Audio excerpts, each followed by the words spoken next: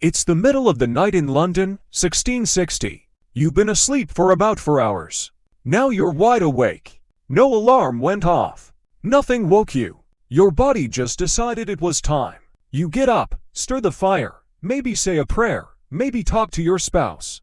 An hour or two later, you lie back down and sleep again until dawn. This wasn't insomnia. For most of European history, this was simply how the night worked. In 2001, historian Roger Ekirch published a paper that took him 16 years of research to finish. He combed through diaries, court records, medical texts, and literature from before 1800. He found more than 500 references to two separate sleeps in a single night. English writers called them first sleep and second sleep. French sources used premier sommeil. Italian texts used primo sonno. The terms show up in legal depositions where witnesses timed events by which sleep they were in. A 1673 English sermon told churchgoers that the time between the two sleeps was ideal for prayer. A 15th century French physician wrote that the waking gap was the best time to conceive a child. People used the hour for all kinds of things: prayer, sex, conversation, chores, digestion. Some got up and visited neighbors. Some just lay in the dark and let their minds wander. This gap had a name too. In English texts it was often called the watch or the watching. Ekirch also found the pattern in Homer's Odyssey, written around the 8th century BCE. A passage describes a character rising after first sleep to tend a task before returning to bed.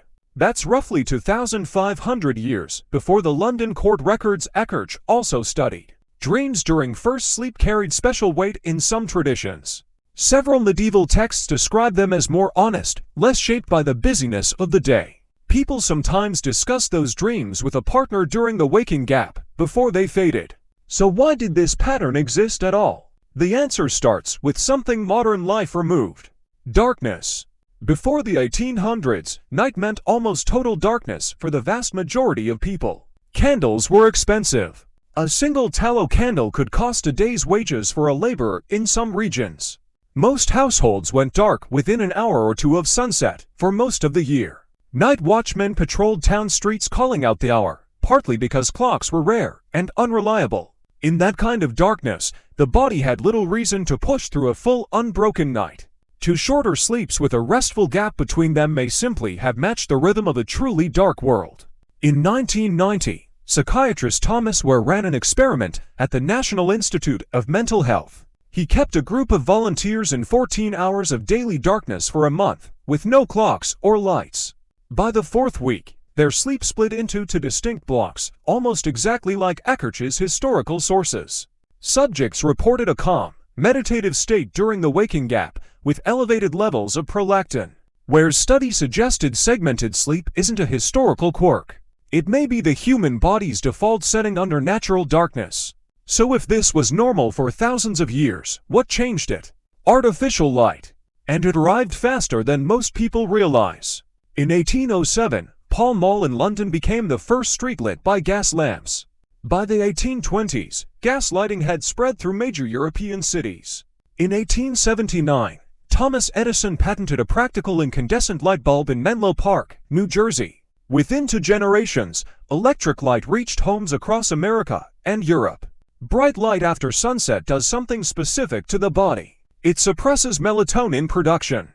Melatonin is the hormone that signals the brain it's time to wind down for the night. Under natural darkness, melatonin rises gradually and stays elevated for close to 14 hours in winter. Under artificial light, that window shrinks dramatically, sometimes to under 10 hours. A shorter melatonin window leaves less room for 2 separate sleep cycles with a gap between them. So the 2 sleeps didn't disappear because people stopped needing them. They disappeared because the dark that made them possible disappeared. By the early 1900s, references to first sleep and second sleep had almost vanished from English writing. Ekirch found the last clear reference in a 1829 medical journal describing a working-class family's nightly routine. After that, the phrase drops out of the historical record almost completely. Within a single century, a sleep pattern that had lasted for most of recorded history was gone. Today, if you wake up in the middle of the night and stay awake for an hour, it usually gets labeled as a problem. Doctors call it middle-of-the-night insomnia. Some people reach for medication to make it stop. But for most of human history, that exact waking period had a name, a purpose, and no stigma attached to it. This doesn't mean everyone should try to split their sleep on purpose. Modern light, modern schedules, and modern jobs make consolidated sleep the practical choice for most people now. But it does explain something that troubles a lot of people for no good reason. Waking up at 2 a.m. and lying there for a while isn't necessarily a malfunction. Ekirch has said the pressure to sleep in one unbroken block is itself a fairly recent invention.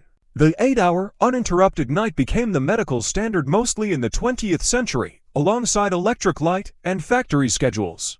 Shift work and early alarm clocks left no room for a quiet hour in the middle of the night.